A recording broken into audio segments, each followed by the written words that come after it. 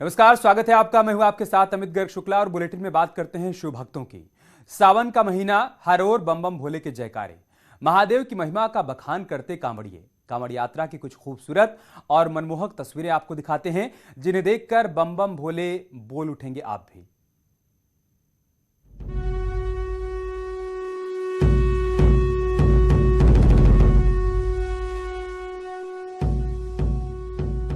महादेव की सुंदर सुंदर झांकियां,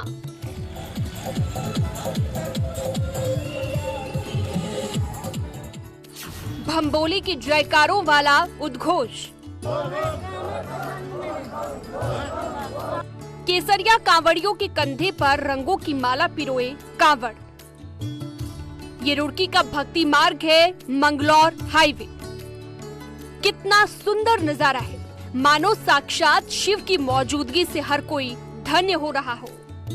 हरिद्वार की ओर बढ़ते कांवड़ियों के कदम जब मंगलौर हाईवे से गुजरते हैं तो शहर के बाशिंदे इस अद्भुत दृश्य का दीदार करने हाईवे पर खड़े नजर आते हैं।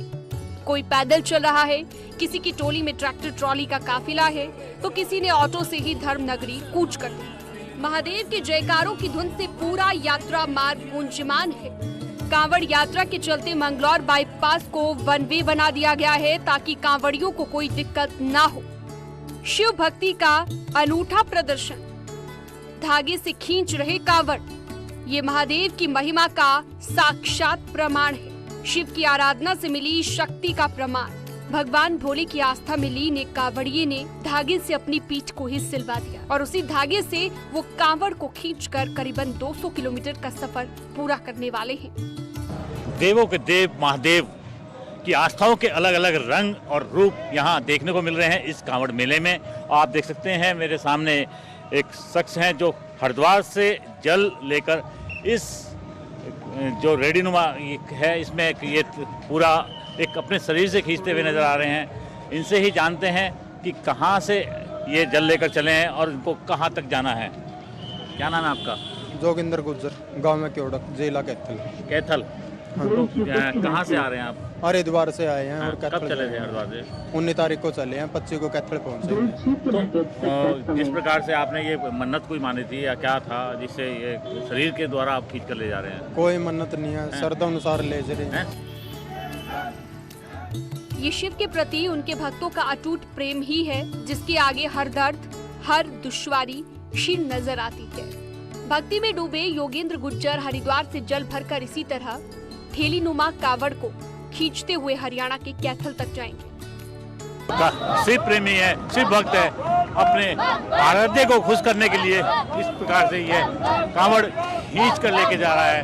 और ये है इस प्रकार से तो आपने तस्वीरों में देखा कि इस प्रकार से यह शिव भक्त अपनी आस्था को पूरा करने के लिए, भोले को खुश करने के लिए यह अपने शरीर से खींचता हुआ जा रहा है। एडीजी ने जाना कांवड़ियों का हाल।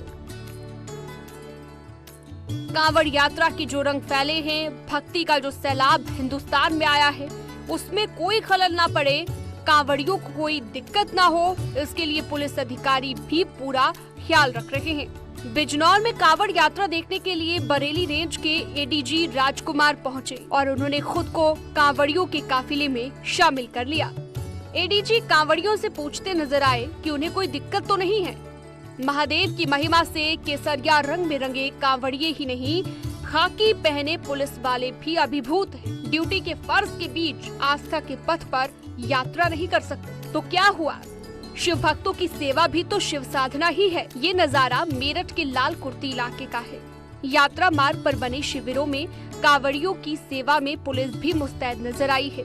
थानेदार ने फूल मालाओं से कांवड़ियों का स्वागत किया, यानी कि सुरक्षा भी और सेवा भी। अब भला महादेव की महिमा से कोई कब तक खुद को बचा पाएगा? वर्दी के पीछे भी तो इंसान ही है। हाईवे पर दिखा हिंदुस्तान।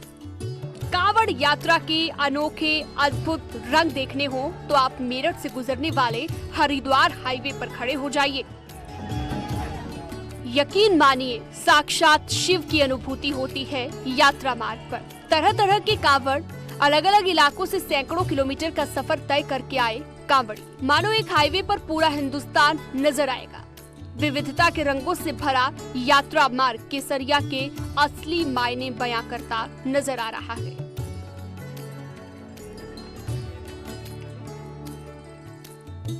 भोले बाबा तेरे बम बम के शोर में अब की कांवड़ चढ़ेगी लाहौर में।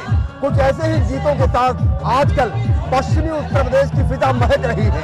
पश्चिमी उत्तर प्रदेश में कांवड़ यात्रा चल रही है और कांवड़ यात्रा में तरह तरह के गीतों पर कांवड़िए थिरक रहे हैं, नाच रहे हैं, झूम रहे हैं और अपने गंतव्य की ओर रवाना हो रहे हैं।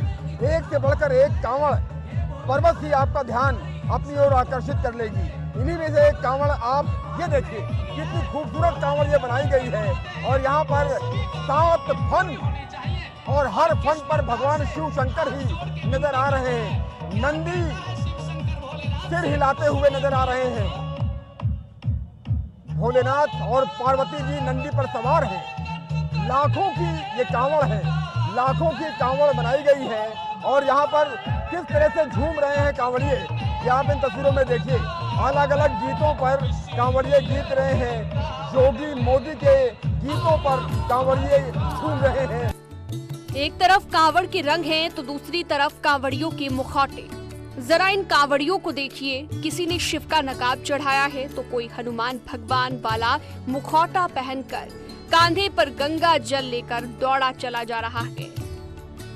यहाँ पर देखिए कैसे मुखौटा भी लगाए हुए कांवड़िए दिख रहे हैं और देखिए शेर का मुखौटा। क्या कहोगे, इतना खुश है कांवड़ ले जाके जा रहे हैं, क्या कहोगे, मजा आ रहा है। भगवान भोलेनाथ मनोकामना पूर्ण करेंगे। ये किसका मुखौटा लगाया है, ये क्या लगाया है? हनुमान जी का। हनुमान जी का, हनुमान जी का। तो बाबा सब मनोकामना पूर्ण करेंगे। कांवड़ सिर्फ आस्था की यात्रा भर नहीं, मानवता के लिए एक संदेश भी है। एक ऐसा संदेश लेकर कांवड़िया दंपति हमारी टीम को यात्रा करता हुआ नजर आया, जिनकी कांवड़ पर बेटा बेटी के भेद को खत्म करने का बेहद मार्मिक संदेश नजर आया। हर कांवड़ एक संदेश देती हुई नजर आ रही है। हर भक्त के दिल में एक संकल्प है, मन में एक संकल्प है और उसी संकल्प भाव से कदम दर कदम वो आगे बढ़ते जा रहे हैं। ऐसा ही एक संकल्प लिया है एक दंपत्ति ने। इस दंपत्ति ने बेटी के लिए कांवड़ उठाई है। दंपत्ति का कहना है कि हरिद्वार से गंगा जल लेकर वो दिल्ली सिर्फ एक बेटी की चाहत के लिए जा रहे हैं। इन तस्वीरों में आप देखिए ये विशेष कांवड़ इस दंपत्ति ने तैयार की है। लिखा हुआ है बेटी बेटा एक समान, बेटी बचाओ बेटी पढ़ाओ, बेटी की पुकार बाबुल सुन ले बस एक बार। यानी ये दंपत्ति बेटी चाहता है और बेटी के लिए इस कांवड़ को खूबसूरती के साथ सजाया है और कांधे पर इसी कांवड़ को पति पत्नी उठा करके आगे कदम दर कदम बढ़ते। मैं ये चाहा था कि बेटी तो भगवान ने दी नहीं थी, पहले भी बेटा दिया था, तो बेटे से मेरे पे बहू आई तो मेरी बेटी आई।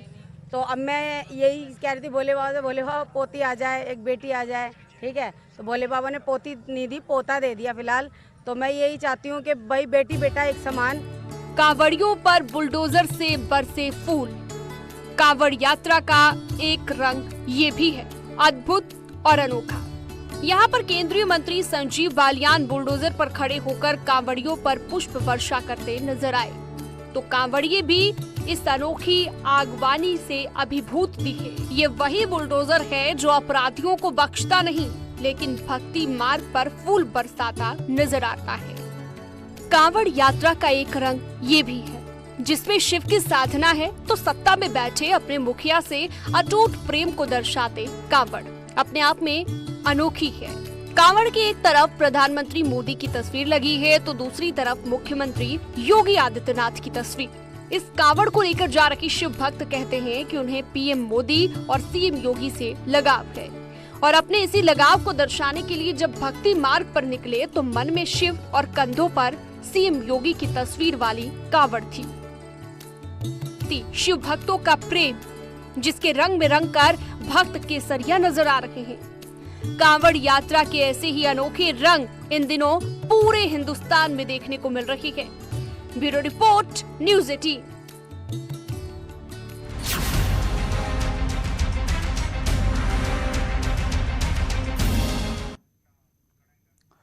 और अब आपको एक ऐसे दानवीर के बारे में बताते हैं जिसकी दरियादिली के किस्से पूरे हिंदुस्तान में सुनाए जा रहे हैं। मुरादाबाद के डॉक्टर अरविंद ने अपनी 600 करोड़ की संपत्ति दान कर दी। देखिए क्या है पूरा मामला। वृद्धाश्रम के दरवाजे के उस ओर एक ऐसी दुनिया है जिसकी आपने कल्पना भी नहीं की होगी। बेघर बेवारिस बैठे चेहरे, लेकिन फिर भी चेहरे पर गजब का सुकून, क्योंकि इन बेघरों का सहारा है एक ऐसी शख्सियत, एक ऐसा दानवीर जिसकी तारीफ शब्दों में बयां कर पाना मुश्किल है।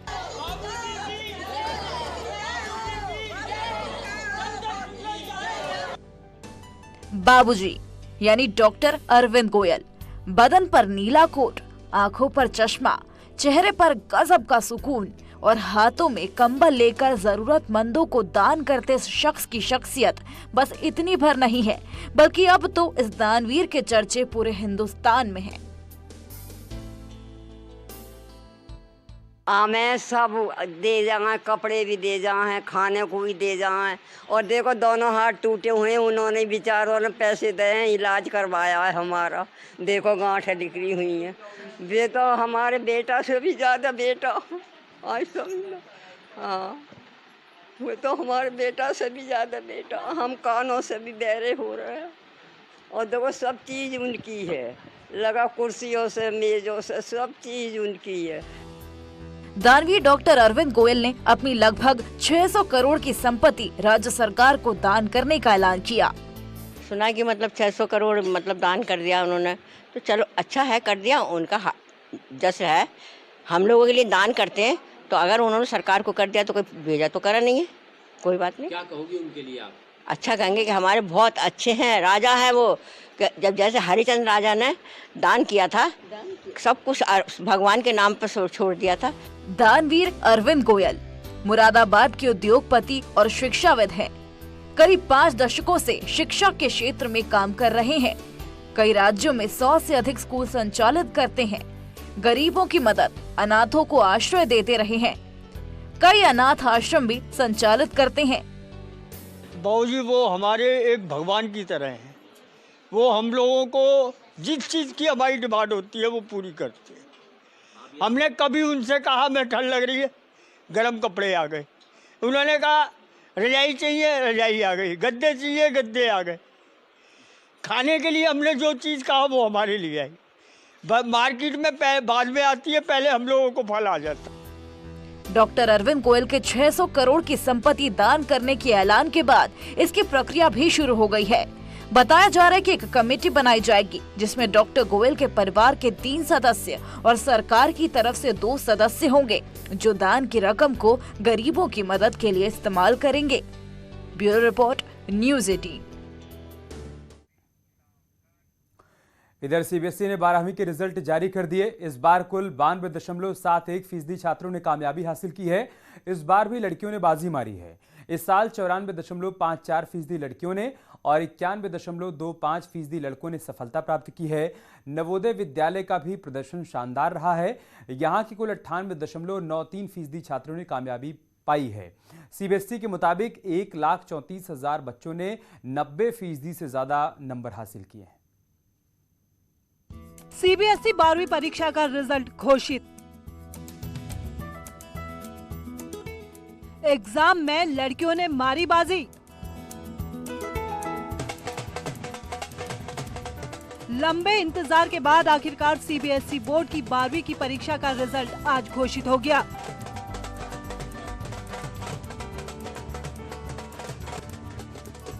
बारहवीं की परीक्षा में लड़कियों ने बाजी मारी।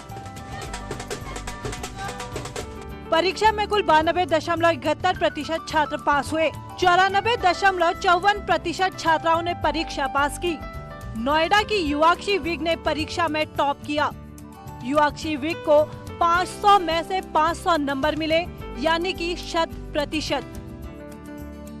परीक्षा में टॉप करने पर न्यूज़ 18 से बातचीत में क्या कुछ कहा, आइए सुनते हैं। अभी तो बहुत ज़्यादा इलेटेड हूँ, even though feeling sink in नहीं हुई है, थोड़ा नम्बनेस भी है, अभी रियलाइज़ नहीं हुआ है कितना बड़ी चीज़ है ये, but we are taking it as it comes.